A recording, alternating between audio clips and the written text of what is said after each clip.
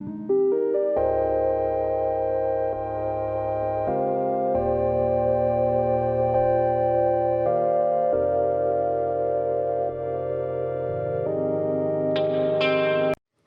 नगर के एक गांव में सुरेश नाम का लड़का रहता था। वो जन्म से ही अनाथ था, इसलिए उसे उसका गुजारा खुद ही करना पड़ता था। सुरेश हर रोज भीख मांगकर अपना गुजारा करता था। एक दिन सुरेश के मन में विचार आता है। अगर मैं प्लास्टिक की चीजें जमा करके बेचूं तो मुझे पैसे मिल जाएंगे। ऐसा मन में सोचकर सुरेश प्लास्टिक की बोतल जमा करने लगा। कभी बस्ती में जाता तो कभी रेलवे स्टेशन चला जाता और बहुत सारी बोतल जमा करके दुकानदार को देकर पैसे जमा करता था। एक दिन बोतल जमा करते हुए सुरेश को एक बच्ची दिखाई दी जो पेड़ के नीचे बैठकर रो रही थी, और वो भी सुरेश की तरह अनाथ थी। उसे देखकर सुरेश को अपना जीवन याद आ गया, क्योंकि वो भी एक अनाथ था। वो मन में कुछ सोचकर उस बच्ची को उठा लेता है और अपने घर ले जाता है। घर जाकर सुरेश उसे चुप कराता है और उसे कुछ खाने के लिए देता है। तभी सुरेश उससे पूछता है, तुम्हारा नाम क्या है? मेरा नाम पूजा है। भूख लगने की वजह से पूजा जल्दी जल्दी खाना खा रही थी। तभी उसने सुरेश को आवाज़ लगाई, भैया मेरा हो गया। ये शब्द सुनकर सुरेश का दिल भर आया। आज उसकी ज़िंदगी में कोई था जिसने उसे भाई कहा था। तभी से सुरेश ने मन में ठान लिया था कि अब से इस लड़की की जिम्मेदारी मेरी है। मैं मेरी बहन को अच्छा पढ़ाऊंगा और उसे अपने पैरों पर खड़ा करूंगा। ऐसा मन में सोचकर सुरेश पूजा से कहता है, पूजा, तुम्हारे घर में कौन कौन है? मेरा कोई नहीं है भैया। पूजा, आज से तुम मेरे साथ रहोगी। हाँ भैया, मैं तुम्हारे साथ ही रहूँगी। ये बातें पूजा के मुंह से सुनकर सुरेश बहुत खुश हो गया था। आज वो अनाथ नहीं था, उसकी ज़िंदगी में उसकी बहन आ गई थी। उसे जैसे जीने का मकसद मिल गया हो। अब सुरेश रोज़ बाहर प्लास्टिक जमा करने जाता था और पूजा घर में रहा करती थी। अब सुरेश भी छोटे मोटे काम कर लेता था। ऐसे ही दोनों के दिन गुजर जाया करते थे। अब एक दिन सुरेश खाने का सामान लाने दुकान पर गया। तभी दुकानदार से, चाचा, मुझे 1 किलो चावल और 1 किलो दाल और एक दूध का पैकेट दे दीजिए। दुकानदार सुरेश को सारी चीज़ें दे देता है और सुरेश उसे पैसे देकर घर जाने के लिए निकलता है। तभी पूजा एक जगह गौर से देखते हुए दिखाई दी। वो स्कूल के बच्चों को देख रही थी। उसे ऐसे देख सुरेश उससे कहता है कि, पूजा, क्या तुम स्कूल जाना चाहती हो? हाँ भैया, मैं पढ़ना चाहती हूँ। ठीक है पूजा, मेरे पास थोड़ा पैसे जमा हो जाने दो तो मैं तुम्हारा दाखिला स्कूल में करवा दूंगा। सच में भैया, मैं भी स्कूल जाऊँगी। अब दोनों घर चले जाते हैं। सुरेश जल्दी जल्दी चूल्हे पर खाना बनाता है और दोनों खाना खाकर सो जाते हैं। अब सुरेश जब सोकर उठता है तो उसे पैसे कहाँ से लाऊं, ये ख्याल आता है। सुरेश घर से बाहर निकलता है और चलते चलते एक दुकान के सामने आता है। वहाँ बोर्ड पर लिखा था, काम के लिए लड़का चाहिए। ये देखकर सुरेश दुकान में चला जाता है। सुरेश दुकानदार से, साहब, यहाँ काम करने के लिए कोई लड़का चाहिए था। हाँ हाँ, मुझे एक लड़का दुकान में काम करने के लिए चाहिए था जो कि मेरी मदद कर सके। साहब, अगर आपको कोई एतराज ना हो तो मैं ये काम करना चाहता हूँ। बेटे, अभी तुम बहुत छोटे हो। नहीं, मैं तुम्हें काम पर नहीं रख सकता। बच्चों को काम पर रखना कानूनी जुर्म है। मैं तुम्हें काम पर नहीं रख सकता। साहब, मुझे पैसों की बहुत ज़रूरत है, मुझे काम करने दीजिए ना। बेटा, मैं तुम्हें काम पर नहीं रख सकता और तुम्हें काम का भी अंदाजा नहीं है कि कैसे करना है। साहब, आप काम बता देना, मैं मन लगाकर सारा काम कर लूँगा। कृपा करके मुझे ये काम दे दीजिए। दुकानदार सुरेश की विनती देखकर उसे दुकान में काम करने के लिए हाँ कह देता है। वो एक किराने का दुकान था और उस दुकान का मालिक का नाम था किशन सेठ। राजू अब घर चला जाता है। पूजा, मुझे एक दुकान में काम मिल गया है। अब मैं तुम्हारा दाखिला स्कूल में कर सकता हूँ। सच में भैया, मैं बहुत खुश हूँ। किशन सेठ बड़ा ही दयालु था। उसे सुरेश पर दया आने लगी थी। वो उसे दुकान के तौर तरीके सिखाने लगा और देखते ही देखते उसे काम करके पूरा 1 महीना हो गया था और सुरेश को पूरे महीने की तनख्वाह 2000 रुपये मिली थी। ये देखकर सुरेश की आंखों में आंसू आ जाते हैं। वो अपने आंसू पोंछकर घर चला जाता है। घर आते ही सुरेश पूजा को ये खुशखबरी सुनाने के लिए आवाज़ देता है। पूजा, पूजा, कहाँ हो तुम? मुझे तुम्हें कुछ बताना है। हाँ भैया, मैं यहाँ हूँ। कहो, क्या कहना चाहते हो? पूजा, मेरी पहली तनख्वाह आई है। चलो अब हम स्कूल देखने चलते हैं। पहले स्कूल का एडमिशन करा लेते हैं। सच में भैया? चलो। सुरेश और पूजा बहुत सारे स्कूल देखते हैं, लेकिन फीस ज़्यादा होने के कारण कोई उनका एडमिशन नहीं लेता। कई स्कूल में उनके पालक नहीं है, इसलिए भी एडमिशन नहीं मिलता। ये सब देखकर सुरेश बहुत दुखी हो जाता है। उसे बस एक ही रास्ता दिखाई देता है। वो कुछ सोचकर किशन सेठ के यहाँ चला जाता है। वहाँ जाकर किशन सेठ से कहता है, सेठ जी, मुझे आपसे कुछ काम था। क्या आप मेरी मदद करेंगे? हाँ हाँ, बोलो ना सुरेश, क्या बात है? सेठ जी, मेरी बहन की स्कूल में एडमिशन करानी थी, इसलिए मैं यहाँ आया हूँ। मैं बहुत सारे स्कूल में गया, पर मेरी बहन को किसी ने एडमिशन नहीं दिया। आपकी मदद हो जाती तो बड़ी कृपा हो जाती। चल, मैं अभी तेरी बहन का एडमिशन करवा देता हूँ। आओ मेरे साथ। सुरेश और पूजा किशन सेठ के साथ चले जाते हैं। किशन सेठ वहाँ जाकर प्रिंसिपल से मिलते हैं। प्रिंसिपल सर, मैं यहाँ का दुकानदार हूँ। ये बच्चा मेरे यहाँ काम करता है। इसकी बहन पढ़ना चाहती है, तो उसके स्कूल में एडमिशन कराना है। इन बच्चों के कुछ डॉक्यूमेंट है या इनके माता पिता यहाँ है? अरे सर, मैं इनकी जिम्मेदारी लेता हूँ। इनके पास कोई डॉक्यूमेंट नहीं है। आप इस लड़की का एडमिशन करवा दीजिए, आपकी बड़ी मेहरबानी होगी। ठीक है सेठ जी, आप कह रहे हो और आप इनकी जिम्मेदारी ले रहे हो, तो इनका एडमिशन करवा देता हूँ। फीस 2000 रुपये लगेगी। जी चलेगा सर। ये कब से स्कूल आ सकती है? कल से ही भेज दीजिए। स्कूल 1 महीने पहले ही शुरू हो गया है, इसलिए कल से ही भेज दीजिए। धन्यवाद सर, अब मैं चलता हूँ। जी। ऐसा कहकर किशन सेठ बाहर आ गए और बाहर आते ही सुरेश को स्कूल का टाइम बता देते हैं और उसे स्कूल के कपड़े खरीदकर और दफ्तर खरीद कर देते हैं। सुरेश, मैंने तुम्हारी बहन का एडमिशन करवा दिया है। अब तुम कल से इसे स्कूल में लेकर आना, ठीक है?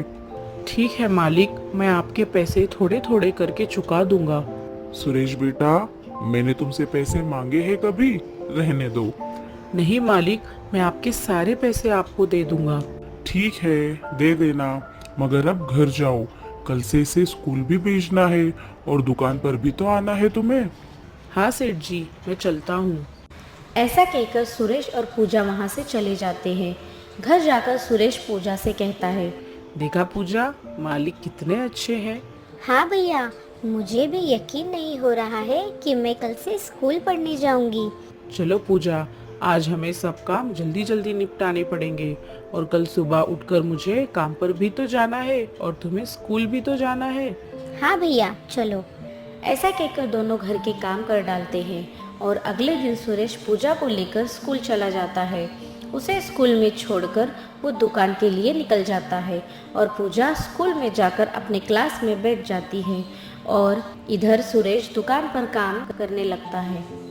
तभी किशन सेठ दुकान पर आकर सुरेश से कहते हैं, राजू, छोड़ा है तुम्हारी बहन को स्कूल में?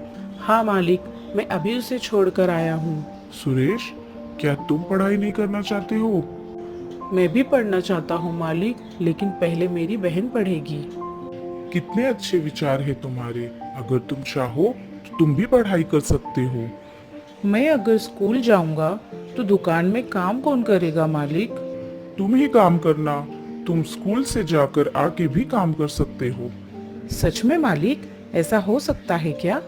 हाँ सुरेश, मैं तुम्हारा एडमिशन स्कूल में कर दूंगा।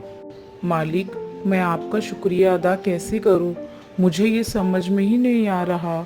मगर मालिक, मैं इतने पैसे कहाँ से लाऊंगा? तेरे पास जब पैसे आए तब दे देना, ठीक है? ये सब बातें सुनकर सुरेश की आंखों से आंसू निकल आते हैं। वो किशन सेठ के पाँव छूता है और आशीर्वाद लेता है और कहता है, मालिक, इस दुनिया में हमारे बारे में किसी ने नहीं सोचा, पर आपने हमारे बारे में इतना सोचा, यही बहुत है मेरे लिए। अरे बस बस, अब बातें ही करेगा या काम भी करेगा? काम करके जाना है ना स्कूल में। मालिक, आप देखिए, मैं यूँ काम करता हूँ अब। ऐसा कहकर सुरेश काम करने लगता है और काम खत्म करके वो स्कूल छूटने के समय पूजा को लेने चला जाता है और उसे घर छोड़कर दुकान पर चला जाता है और दुकान का काम खत्म करके वो घर चला जाता है और पूजा को ये खुशखबरी सुनाता है। पूजा, पूजा। हाँ भैया, मैं यहाँ हूँ, पढ़ाई कर रही हूँ। देखो, मुझे बुक्स भी मिली है। हाँ, बहुत अच्छे हैं बुक्स। और मुझे तुम्हें एक और खुशखबरी सुनानी है पूजा। क्या भैया? अब मैं भी स्कूल जाऊंगा, मैं काम करके स्कूल जाऊंगा। सच में भैया, तुम भी स्कूल जाओगे?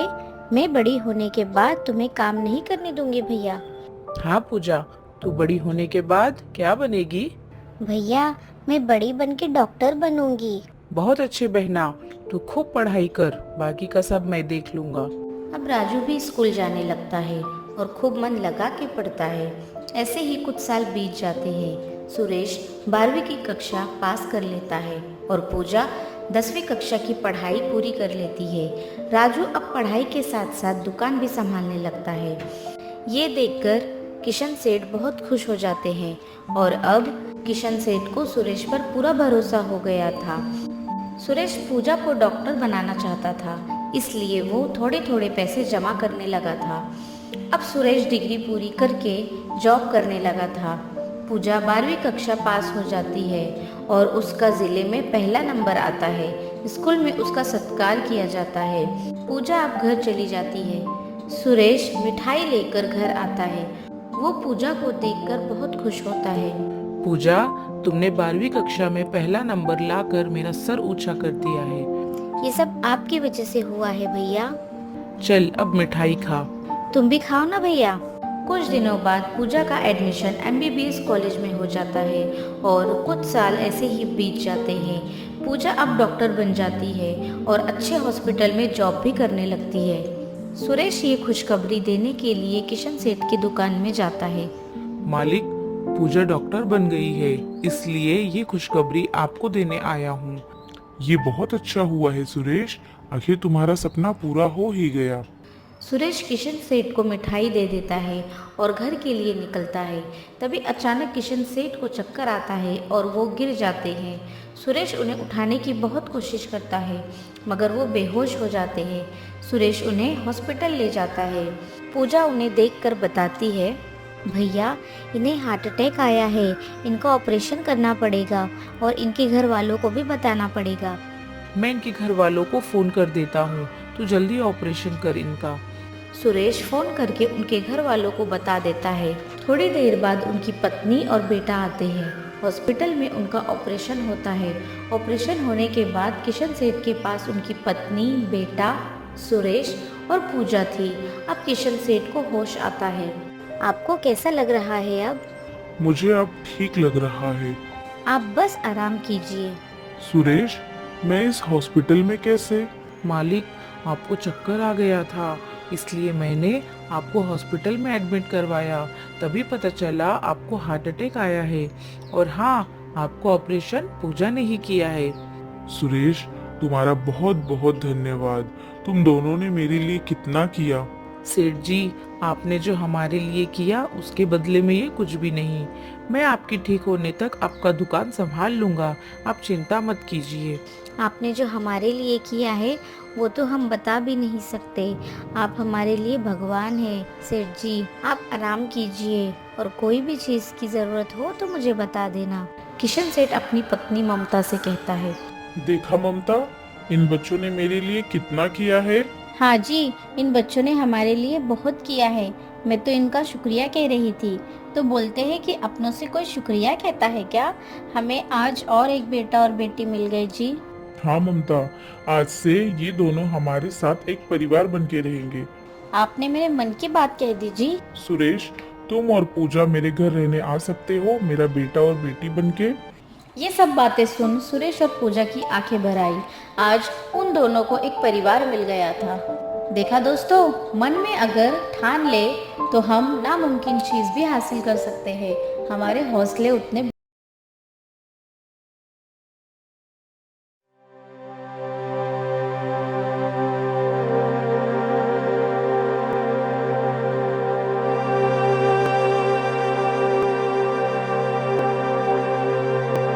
एक चंदनपुर नाम के गांव में एक गरीब मजदूर रहा करता था, जिसका नाम था राजवीर।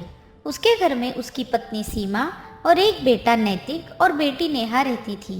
राजवीर जो भी कमाता उससे उनके घर का गुजारा होता था। एक दिन राजवीर काम करते समय उसको चक्कर आकर वो गिर गया और उसे बहुत बुरी चोट आई, और इसकी वजह से उसके घर में काम करने का कोई और साधन नहीं था और अब घर का गुजारा हो पाना भी मुश्किल था। एक दिन सीमा राजवीर से कहती है, सुनो जी, मैं कह रही थी कि मैं कुछ काम ढूंढ लेती हूँ जिससे हमारे खाने के वांदे नहीं होंगे। कैसे हाथ पर हाथ रखकर बैठी रहूँ? घर में अनाज का एक दाना भी नहीं है। मुझे कुछ करना होगा। सीमा, ये सब मेरी वजह से हो रहा है ना। अगर मैं ठीक होता तो ये नौबत तुम पर कभी नहीं आती और बच्चे भी भूखे नहीं रहते। अजी, आप ऐसा क्यों कह रहे हो? कुछ नहीं हुआ है आपको, आप जल्द ही ठीक हो जाओगे। मैं कब तक ठीक हो जाऊंगा ये डॉक्टर भी नहीं बता रहे हैं। सीमा, क्या होगा हमारा अब? अजी, आप जल्द ही ठीक हो जाएंगे, मेरा विश्वास है। और रहा खाने पीने का सवाल, तो मैं लोगों के यहाँ झाड़ू बर्तन करके हम चारों का पेट पाल लूंगी। आप सिर्फ ठीक हो जाओ। अब मैं चलती हूँ, काम मिलता है या नहीं देख कर आती हूँ। ऐसा कहकर सीमा घर के बाहर निकलती है और काम की तलाश में एक घर में चली जाती है। वहाँ सीमा दरवाजे की बेल बजाती है। तभी सामने से कोई औरत दरवाज़ा खोलती है। कौन हो तुम? क्या चाहिए? जी मैडम जी, मैं सीमा हूँ, यहाँ पास में ही रहती हूँ। मुझे काम की ज़रूरत थी। मुझे लगा आपके यहाँ मुझे कोई काम मिल जाएगा, इसलिए मैंने दरवाज़ा ठोका। क्या क्या काम कर लेती हो तुम? झाड़ू, बर्तन, कपड़े, खाना बनाना सब आता है मैडम जी। आपके यहाँ जो भी काम होगा वो सब कर लूँगी। मेरे यहाँ झाड़ू और बर्तन का काम है, कर लेगी? महीने के 1000 रुपए मिलेंगे, इससे ज्यादा कुछ नहीं मिलेगा। चलेगा मैडम जी, मैं हर रोज़ इसी समय आया करूँगी और आपको कभी भी शिकायत का मौका नहीं दूंगी। ऐसा कहकर सीमा अगले दिन से काम पर जाने लगती है और उस काम के साथ साथ वो दूसरे काम भी ढूंढ लेती है और अब दिन भर काम करके सीमा को 6000 रुपये मिला करेंगे। ये सोचकर सीमा खुश होती है, मगर उससे उन चारों का गुजारा ही नहीं हो सकता था। वो हर रोज़ किसी न किसी के घर से कुछ भी बचा हुआ लेकर आया करती थी। जो खाना लोग फेंक देते थे, सीमा वो खाना घर लेकर आती थी और जो अच्छा हो वो अपने बच्चों को खिलाती थी। ऐसे ही महीने बीत गए। सीमा अब अपना काम अच्छे से कर रही थी, किसी को कोई शिकायत नहीं थी। एक दिन उसकी मालकिन सुजाता सीमा से कहती है, सीमा, ये कल का खाना बहुत बचा है, क्या तुम इसे लेकर जाओगी? हाँ मालकिन, मैं इसे लेकर जाऊंगी।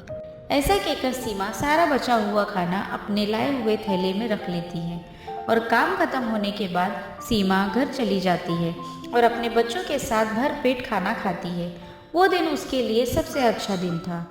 अगले दिन हमेशा ऐसा ही होने लगा, कुछ न कुछ बच जाता और सीमा पूछकर सब खाना थैली में डालकर ले आती थी। अब बारिश का मौसम शुरू हो गया था। सीमा का काम करना शुरू ही था, मगर एक दिन सीमा को काम पर जाने देर हो गई तो उसे सभी मालिक और मालकिन चिल्लाने लगे, मगर सुजाता ने उसकी हालत देखकर कुछ नहीं कहा। उसने सीमा से कहा, सीमा, आज तुम्हें अच्छा नहीं लग रहा है क्या? अगर अच्छा नहीं लग रहा होगा तो तुम छुट्टी ले सकती हो। मैडम, हम गरीबों की किस्मत में छुट्टी कहाँ, अगर यहाँ काम नहीं किया तो खाने के वांदे हो जाते हैं। ऐसा कहकर सीमा काम करने लगती है। अब कुछ दिन ऐसा ही बीत जाते हैं। सुजाता सीमा से उसकी घर की जानकारी पूछती है, मगर वो कुछ भी नहीं बताती। ये सब देखकर सुजाता बहुत परेशान हो जाती है। अब राजवीर उठकर बैठने लगा था। अब वो लकड़ी का सहारा लेकर चल रहा था, मगर अब तक वो एकदम से स्वस्थ नहीं हुआ था। वो घर में बच्चों की देखभाल किया करता था। अपने बच्चों को कहानियाँ सुनाता और बहुत सारी बातें भी किया करता था। एक दिन सीमा काम पर निकलते समय बारिश शुरू हो गई। सीमा के पास छाता न होने के कारण सर पर अपना पल्लू लेकर काम पर निकल जाती है। जब काम पर पहुंचती है तो वो पूरी भीगी हुई होती है। तभी उसका ध्यान उसके खुद के कपड़ों पर चला जाता है। वो अपना काम करना शुरू कर देती है। 2 घर का काम करने के बाद सीमा सुजाता के घर जाती है।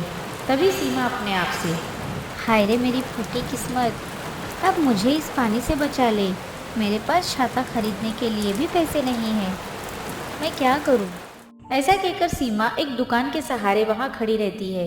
कुछ देर रुकने के बाद वो सुजाता के यहाँ जाती है।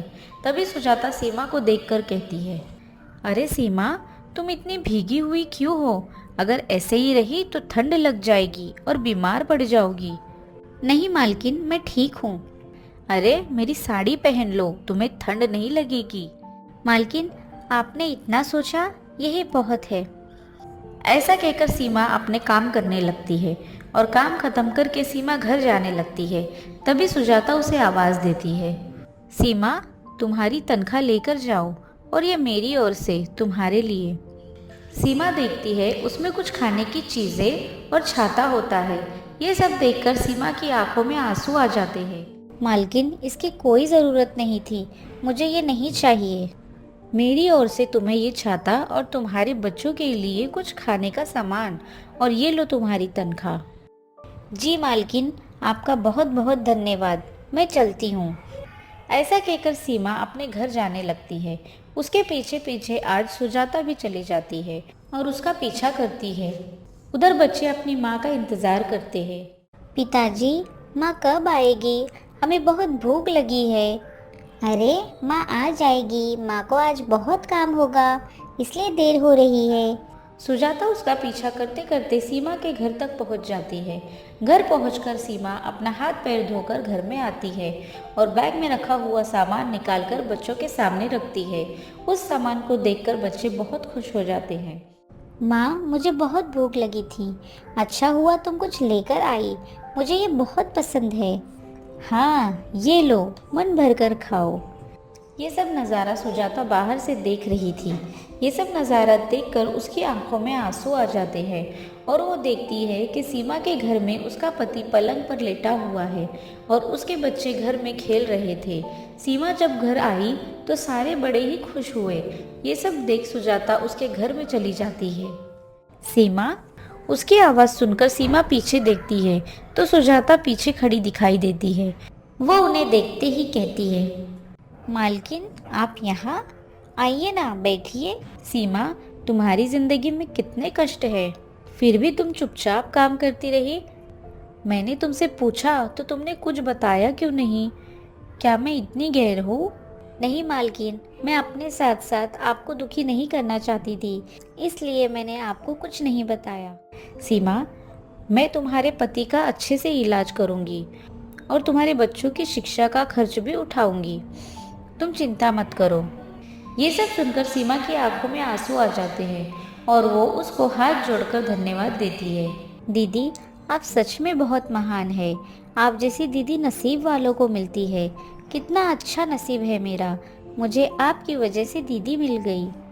ये सब सुनकर सुजाता सीमा को गले से लगा लेती है। अब सीमा और उसका परिवार खुशी खुशी रहने लगा और सुजाता की मदद से उसके बच्चे स्कूल भी जाने लगे और राजवीर का अच्छे हॉस्पिटल में इलाज भी हुआ था। अब राजवीर स्वस्थ था और काम भी करने लगा था। इस देश में ऐसे बहुत सारे मजदूर हैं जो अपनी कहानी बता भी नहीं पाते मगर उन हालातों से गुजरते हैं। भूख बहुत बड़ी होती है, पेट के लिए सब काम करने पड़ते हैं और ऐसे कितने राजवीर हमारे देश में होंगे जिनके परिवार ऐसे मुसीबतों से जूझ रहे हैं। हमें उनकी मदद करनी चाहिए। इस कहानी से हमें ये सीख मिलती है, जिंदगी में कोई भी काम छोटा या बड़ा नहीं समझना चाहिए और हमारा बचा हुआ खाना गरीबों को दान कर देना चाहिए, कूड़े में नहीं फेंकना चाहिए और ज़रूरतमंद की मदद करनी चाहिए।